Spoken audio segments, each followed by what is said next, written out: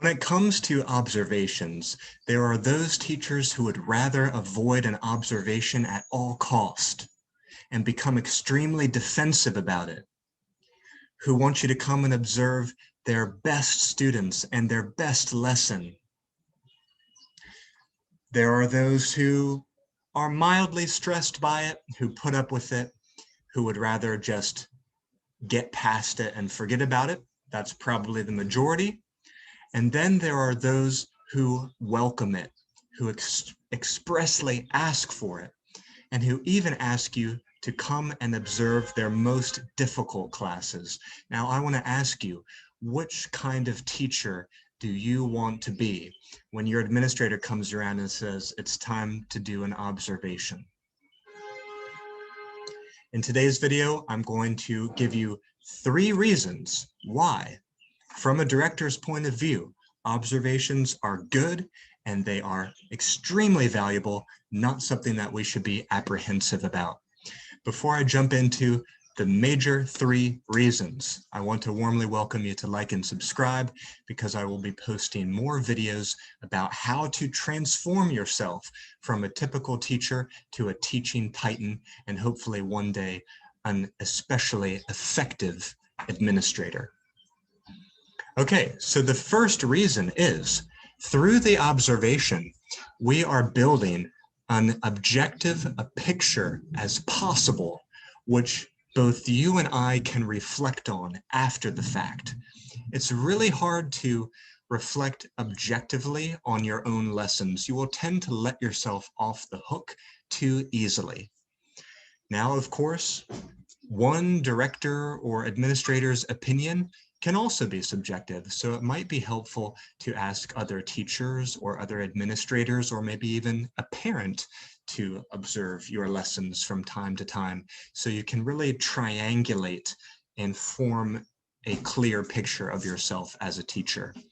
With that clarity, you can start to make some fine adjustments.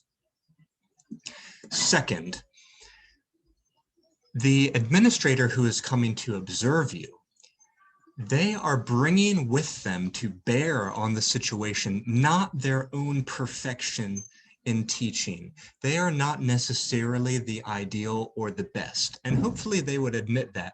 So they're not coming down from on high to tell you how to be like them. But here's what they are bringing. They are bringing the eyes of someone who has conducted many, many observations, someone who has seen many, many different teachers teach in different kinds of situations, in lessons that went well, in lessons that didn't go well, in lessons that were not going well, but then were effectively turned around and went well in the end. So for these reasons, what the observer will have to say is very valuable, and it should be taken seriously. You want to have access to their built-up pool of knowledge from the dozens or hundreds of observations that they have conducted over the years. And third, your administrator is very, very likely looking for the good things that each teacher is doing during their lessons, so that they can bring that out and share that around to the team, which will make the team stronger. That is one reason why I very much love to get out and do observations, because then I can put those effective methods back out into the team.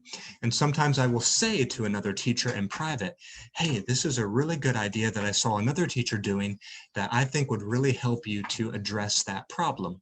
And if it might be valuable or beneficial to do so, I might even share the name of the other teacher, of course, to give them credit where credit is due, or maybe to spur a conversation between those two individuals.